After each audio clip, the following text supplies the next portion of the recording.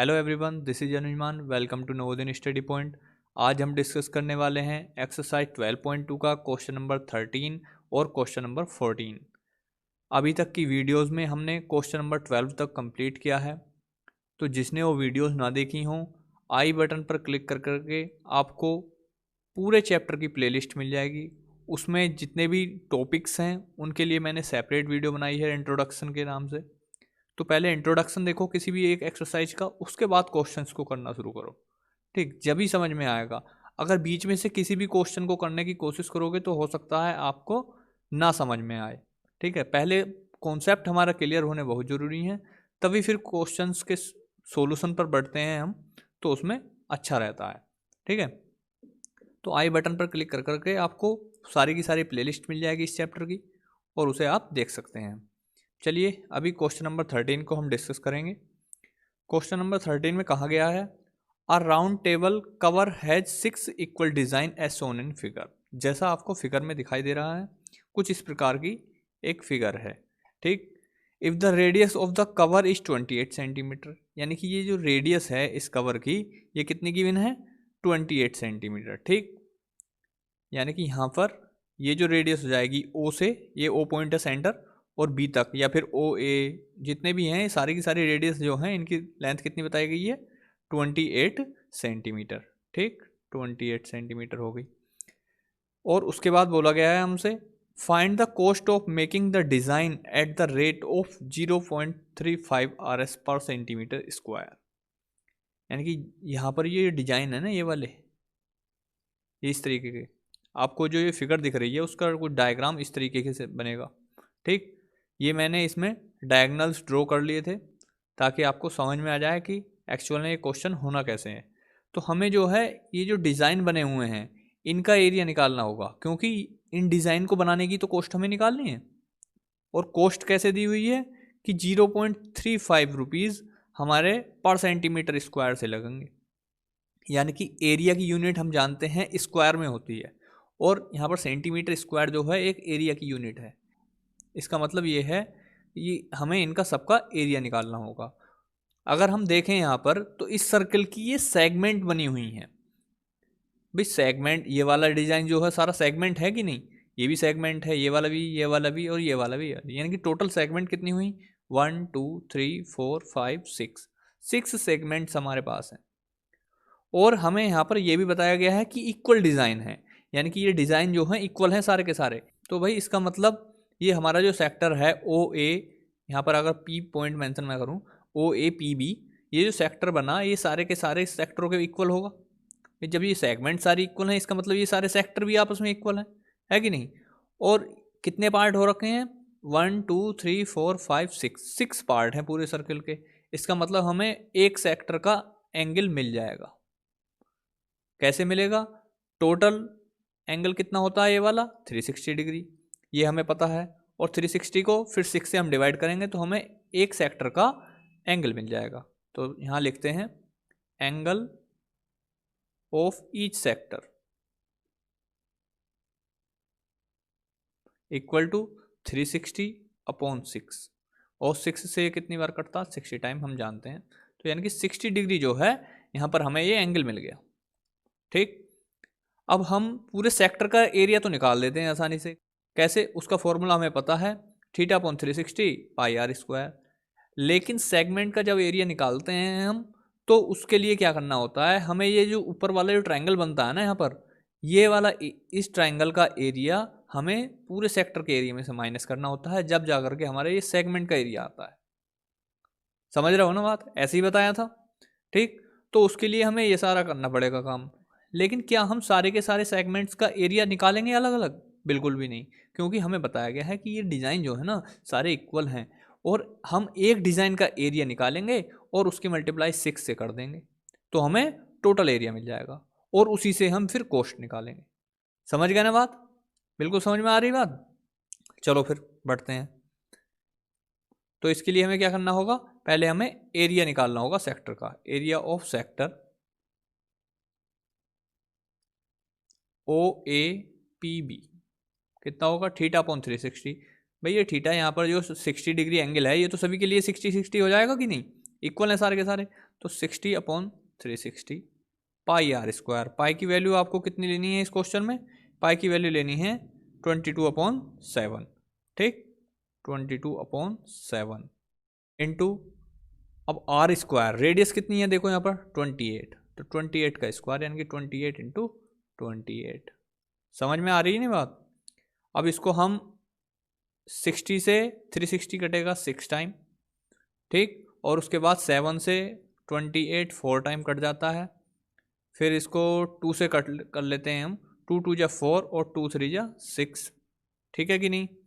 अब ऊपर क्या बचा हुआ है हमारा? ऊपर बचा हुआ है 22, 2 और 28, तो यहाँ पर लिखते हैं हम 22 मल्टीप्लाई बाई 2 मल्टीप्लाई बाई 28 और अपॉन में कितना बचा हमारा 3, ठीक है कि नहीं? ऐसा ही है कुछ। तो हमारा आंसर कितना आएगा इसकी फाइनली जो मल्टीप्लाई करने के बाद आंसर आता है वो आता है 1232/3। यूनिट कितनी आएगी? Centimetre square. ठीक है, समझ में आ गई बात? अभी तक हमने क्या निकाला? ये पूरे सेक्टर का एरिया निकाल दिया। देखो इसका OAPB, इसमें से हमें सेक्टर के एरिया में से हमें माइनस करना होगा ट्राइंगल OAB का एरिया, फिर हमारे पास ये डिजाइन का एरिया मिलेगा। ठीक, अब बात ये आती है कि ये वाला जो ट्राइंगल है हम इसका एरिया कैसे निकालेंगे? भाई ट्राइंगल का एरिया का फॉर्मूला क्या पढ़ा हुआ है हमने? Half into base into height, यही पढ़ा हुआ है। लेकिन यहाँ पर हमारे पास ना ही तो बेस की लेंथ है और ना ही हाइट है हमारे पास, तो कैसे निकालेंगे हम? तो समझ लेना यहाँ पर, ये चीज़ मैं पहले भी किसी क्वेश्चन में बता चुका हूँ। यहाँ पर हमें देखना होगा कि ये जो OB साइड है ये भी एक रेडियस है और OA जो साइड है ये भी एक रेडियस है। क्या लिखेंगे हम यहाँ पर? इन ट्राइंगल OAB क्या मिलेगा हमारे पास? OB equal to OA। और हम जानते हैं कि अगर किसी भी ट्रायंगल की दो साइड्स इक्वल हों तो वो आइसोसेलेस ट्रायंगल होता है कि नहीं? और आइसोसेलेस ट्रायंगल की जो दो साइड्स इक्वल होती हैं उनके अपोजिट एंगल जो होते हैं वो भी इक्वल होते हैं। यानी कि OA साइड का अपोजिट एंगल कौन सा होगा? ये वाला एंगल OBA, और OB का अपोजिट कौन सा होगा? ये वाला OAB।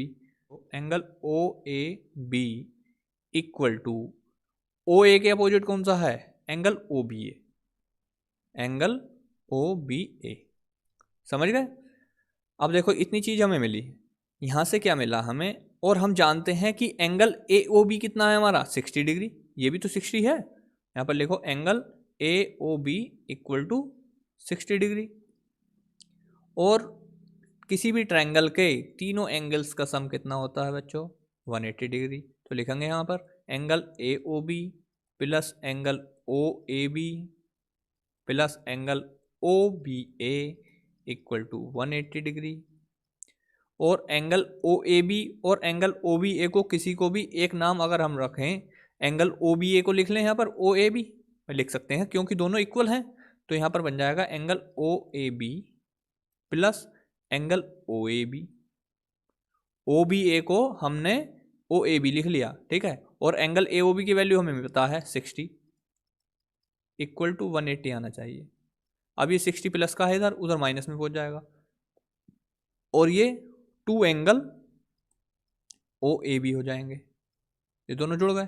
तो 180 में से क्या घटेगा? ये वाला 60 जब इधर आएगा तो माइनस में होगा, तो यहाँ पर बचा हमारे पास 120।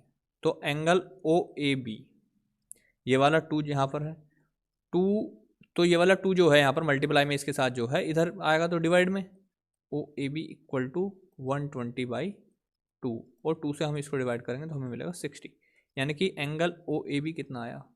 ये 60 था ही हमारे पास एंगल AOB, ये रहा, ठीक, और एंगल OAB भी ये वाला भी 60 डिग्री आ गया।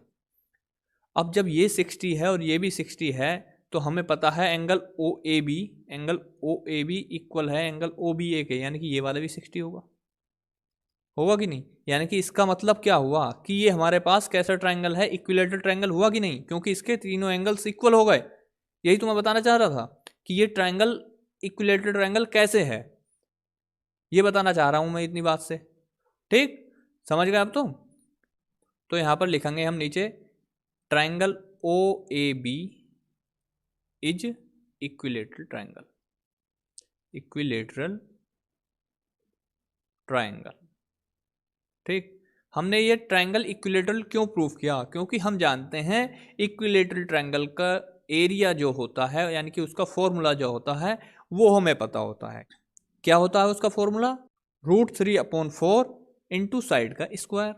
ठीक, तो area of triangle O A B equal to √3/4, और साइड कितनी है? अब इस ट्रायंगल की साइड देखो, 28 थी, ये वाली थी, ये भी 28 थी। जब इक्विलेटरल ट्रायंगल है इसका मतलब ये ए बी जो साइड है ये भी 28 है, तो इसी का स्क्वायर होना है, यानी कि 28 का स्क्वायर। और 28 इंटू 28 इसको हम लिख लेते हैं, 4 से कटेगा 28 7 टाइम।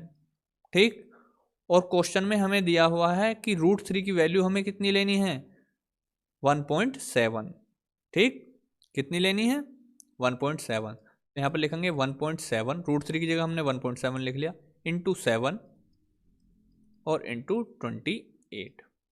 ठीक, और इसकी फाइनली जो वैल्यू आएगी आपकी आएगी 333.2 सेंटीमीटर स्क्वायर। ठीक है, ये किसका एरिया आ गया? Area of triangle O A B का। ठीक, अब ये वाला एरिया जो है, ये ट्राइंगल का एरिया जो है, देखो यहाँ पर ट्राइंगल ओ ए बी का एरिया आया है, और हमारे पास पूरे सेक्टर का भी एरिया है। इस पूरे सेक्टर के एरिया में से हम इस ट्राइंगल का एरिया माइनस करेंगे तो हमें मिल जाएगा इस सेगमेंट का एरिया। यही तो हम चाहते थे। तो एक बार देखो यहाँ पर हमारा एरिया ऑफ सेक्टर कितना आया था? 1232/3 सेंटीमीटर स्क्वायर। इसमें से हम माइनस करेंगे एरिया ऑफ ट्राइंगल। ठीक, तो देखो यहाँ पर अब हम माइनस करेंगे इसको और सोल्व कर देंगे फिर। ठीक, यानी कि area of segment equal to कितना आएगा? 1232/3 माइनस 333.2 सेंटीमीटर स्क्वायर। ये क्या है? हमारा एरिया ऑफ सेगमेंट, यानी कि एक डिजाइन जो है उसका हमारा एरिया आ चुका है। अब हमें निकालना है 6 डिजाइन का एरिया, क्योंकि टोटल 6 इक्वल डिजाइन है। ठीक, तो एरिया ऑफ 6 डिजाइन कितना होगा? बस 6 की मल्टीप्लाई तो हमें इसमें करनी है। 6 1232/3 माइनस 333.2 इतना हमारा आएगा। ठीक, और फाइनली जो हमारा इसका आंसर आएगा वो आएगा 464.8 सेंटीमीटर स्क्वायर। ठीक, देखो अभी तक हमने क्या कैलकुलेट किया? Area of 6 designs. लेकिन हमसे पूछा क्या था क्वेश्चन ने? हमसे पूछा था कि इन डिजाइन को बनाने की कॉस्ट क्या होगी। ठीक, तो हमें कॉस्ट यहां पर गिवन थी, cost of 1 centimetre square design कितनी गिवन है? 0.35 रुपीज। तो cost of 464.8 centimetre square design की कितनी होगी? बस सिंपल इसकी क्या करनी है? हमें मल्टीप्लाई करनी है। 464.8 मल्टीप्लाई 0.35, और हमारा जो आंसर आएगा वो कितना आने वाला है? 162.68 रुपीज़। ठीक है, क्वेश्चन को हमें समझते हुए करना है। देखो किसी भी क्वेश्चन को मैथ में रटना मत कभी भी। ठीक है, जब तक समझ में ना आए उस क्वेश्चन को बार बार करने की कोशिश करो। अगर खुद से नहीं हो पा रहा है तो वीडियोस देखो, समझो कॉन्सेप्ट क्या है उस क्वेश्चन के पीछे का। ठीक है, एक बार क्वेश्चन को आप देख सकते हैं स्टार्टिंग से, स्क्रीनशॉट जिसे लेना हो स्क्रीनशॉट ले लेना।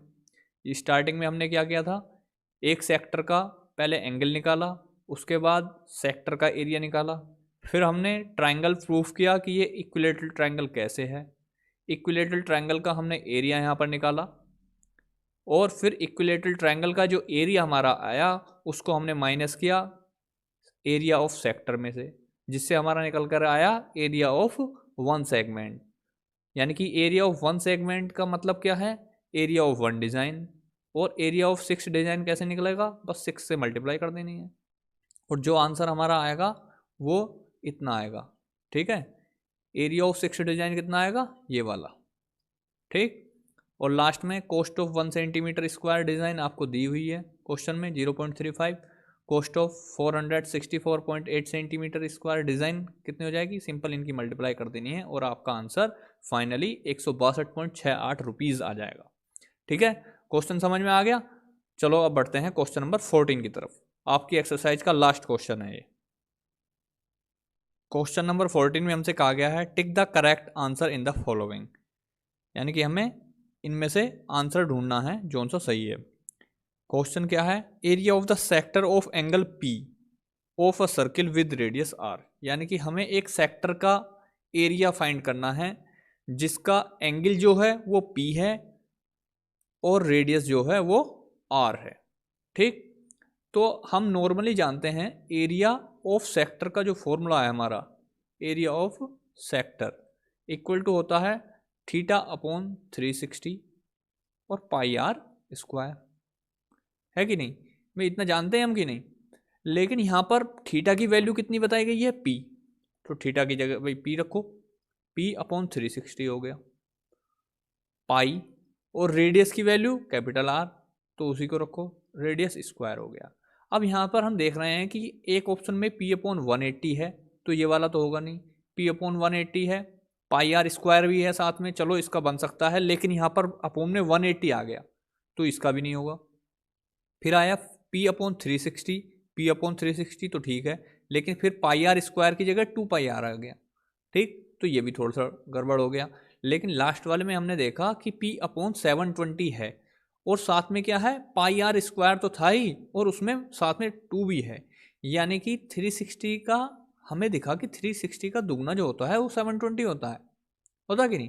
360 का दुगना कितना होता है, 720, और ऊपर पाई आर स्क्वायर का भी दुगना कर दिया, तो इसका मतलब क्या हो गया कि ऊपर भी 2 से मल्टीप्लाई कर दी और नीचे भी 2 से मल्टीप्लाई कर दी, बस इतना ही तो करना था इसमें, ऊपर भी 2 से मल्टीप्लाई कर दो और नीचे भी 2 से, तो कितना हो जाएगा, ये वाला 2 यहाँ पर आ जाएगा इसके हिसाब से, बिल्कुल जैसा ऑप्शन आपको दिया हुआ है, पी 2 पाई आर स्क्वायर, और अपॉन में क्या आएगा, 360 की मल्टीप्लाई 2 से यानी कि 720। हमने देखा अब कौन सा आंसर हमारा सही हुआ, यानी कि ऑप्शन नंबर डी हमारा करेक्ट है। ठीक है, इतना सा क्वेश्चन था ये। तो देखो, अगर वीडियो आपको अच्छी लगी हो तो लाइक ज़रूर कर दिया करो और कमेंट बॉक्स में आप लिख करके बता सकते हैं कि आपकी क्या क्वेरी है इस क्वेश्चंस में। कहीं भी अगर कोई भी प्रॉब्लम एडिशनल आ रही है तो आपको उसमें कमेंट बॉक्स में बता देना है, ठीक है। या फिर डिस्क्रिप्शन बॉक्स में मैंने व्हाट्सएप नंबर भी प्रोवाइड करा रखा है, उस पर आप अपनी क्वेरी सेंड कर सकते हो। मैं उसका क्वेश्चंस का सॉल्यूशन जल्दी से जल्दी कोशिश करूँगा कि आपको सेंड कर पाऊँ, ठीक है।